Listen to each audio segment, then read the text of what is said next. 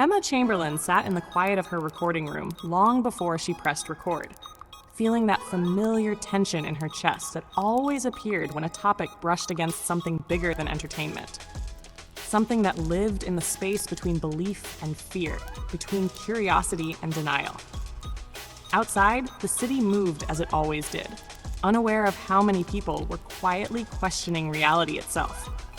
Emma had been reading reports for weeks, declassified government documents, former pilots speaking on record, scientists carefully choosing words like unidentified and anomalous, journalists digging through decades of silence. She leaned forward, fingers resting lightly against the microphone, and began speaking not as a performer, but as someone genuinely unsettled. She talked about how belief in alien contact rarely starts with fantasy, but with doubt, with the unsettling feeling that the official explanations leave too many gaps.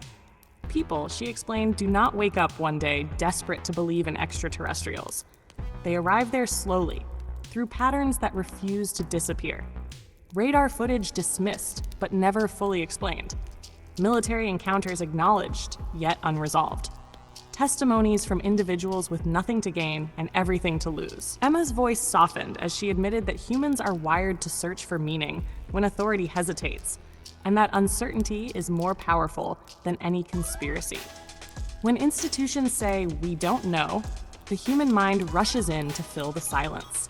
She described how belief becomes a form of psychological self-defense, a way to reclaim control in a universe that feels increasingly unstable, and how alien contact theories often flourish during periods of global anxiety. Technological acceleration and cultural distrust. Her words moved fluidly between news headlines and human instinct, weaving skepticism with empathy, making it clear that belief is rarely about aliens themselves, but about the discomfort of not being alone in the dark without explanation. She paused briefly, then continued, drawing listeners deeper by tracing belief back through history. Emma spoke about ancient civilizations carving figures that looked skyborn, about myths that mirrored modern encounters in unsettling ways, about how humans have always externalized the unknown. She referenced recent whistleblowers who claimed not answers but questions, individuals who said only that something exists beyond current understanding. Emma emphasized that belief does not require certainty. It thrives on repetition and emotional resonance. When stories echo across cultures and generations, the brain begins to treat them as patterns rather than coincidences. She reflected on how the internet accelerated this process, turning isolated experiences into collective narratives, and how algorithms reward curiosity by feeding it more of itself. In this environment, belief becomes communal rather than solitary. Emma explained that people who believe in alien contact are often not naive dreamers, but hyper-attentive observers, noticing inconsistencies others ignore. She admitted that dismissing them outright is intellectually lazy, because skepticism without curiosity becomes another form of blindness. Her tone was calm but intense, as if she were asking listeners to sit with discomfort instead of escaping it. The room felt heavier as she spoke about how humans struggle with the idea that intelligence might exist beyond our control, beyond our moral frameworks, beyond our understanding of time and intention. As the story unfolded, Emma shifted toward the emotional core of belief. She explained that for many, alien contact theories offer relief rather than fear. The idea that humanity is being watched, studied, or even guided can feel comforting in a world where leaders fail and systems collapse. She discussed psychological studies showing that people turn to extraordinary explanations when ordinary ones feel insufficient, especially after trauma or prolonged uncertainty. Emma admitted she understood the appeal. Believing that someone out there knows more than we do can feel safer than accepting chaos. She spoke about loneliness on a planetary scale, how the vastness of space mirrors the internal emptiness many people carry, and how belief becomes a bridge between isolation and meaning. Emma referenced recent astronomical discoveries, suggesting life may be statistically likely elsewhere, reinforcing that belief no longer belongs solely to science fiction. When science inches closer to possibility without confirmation, imagination rushes to meet it. She acknowledged the danger of manipulation, how fear and wonder can be exploited, but she refused to mock belief itself. Instead, she framed it as a deeply human response to not knowing where we stand in the universe. By the time she reached the end of the fourth paragraph, Emma's voice carried a quiet urgency. She reminded listeners that belief in alien contact is not about proving visitors from the sky, but about questioning why certainty feels so fragile. She suggested that people believe because reality has become layered, because truth now arrives fragmented, filtered, delayed. When official narratives contradict lived experience, the mind searches elsewhere. Emma urged her audience not to rush toward conclusions, but not to shut doors either. She framed belief as a signal rather than a verdict, a symptom of a species grappling with its own limitations. As she leaned back slightly, she hinted that the real story was not about whether aliens are real, but about what it means that so many people feel unseen, unheard, and unconvinced by the answers they are given. She ended this first half not with answers, but with a lingering question that hung in the air. If belief is growing louder, what silence is it responding to? Emma resumed without warning, as if the thought had been burning in her chest during the pause, explaining that the silence people respond to is not just governmental or scientific, but deeply personal.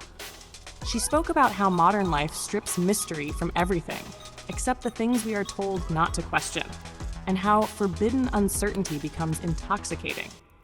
When answers are delayed, redacted, or softened, imagination sharpens. Emma described how belief in alien contact often emerges not from gullibility, but from pattern recognition pushed past comfort.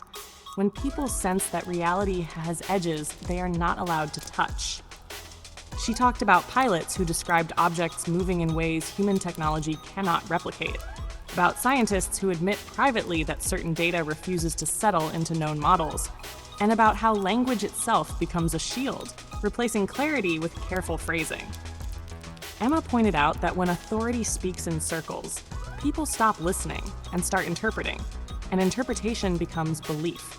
She admitted that even skepticism can feel dishonest when it ignores the sheer volume of unanswered questions, and that certainty, when forced, is just another belief system wearing a lab coat. Her voice carried a strange calm as she said that humans do not fear aliens as much as they fear irrelevance, the possibility that we are not the central intelligence of existence, and that our stories, our wars, our achievements might be footnotes rather than the main narrative. She then turned inward, grounding the cosmic in the psychological. Emma explained that belief in alien contact often mirrors belief in destiny, soulmates, or divine signs, because all of them answer the same craving: reassurance that something larger is paying attention. She spoke about people who feel unseen by institutions, families, partners, or society, and how the idea of being observed by an advanced intelligence paradoxically feels validating. To be watched is to matter. To be studied is to be significant. Emma acknowledged how this belief can spiral, how forums become echo chambers and speculation hardens into certainty. But she refused to reduce believers to caricatures.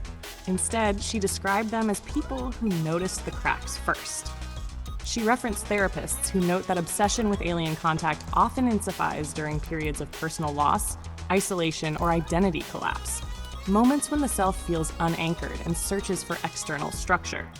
Emma's tone was empathetic, almost protective, as she said that belief is rarely about truth alone. It is about survival. When reality feels unstable, people reach for narratives that give shape to chaos, even if those narratives scare them. Fear, she noted, is easier to carry than meaninglessness. As the story deepened, Emma addressed manipulation directly.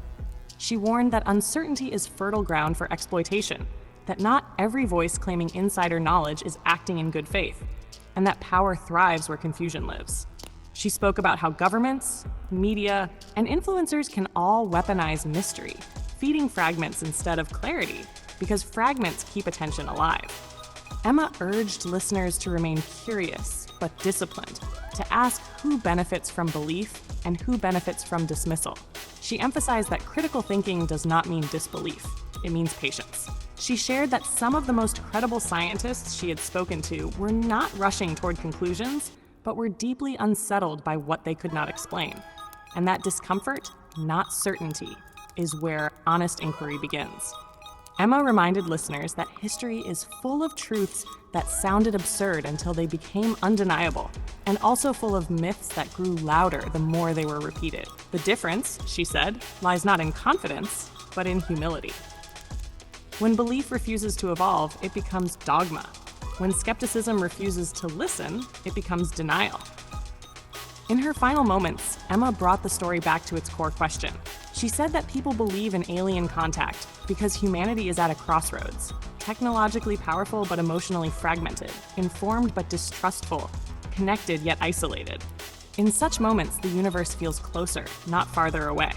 The sky becomes a mirror for our uncertainty. Emma did not claim aliens are here, nor did she dismiss the possibility. Instead, she offered something quieter and more unsettling.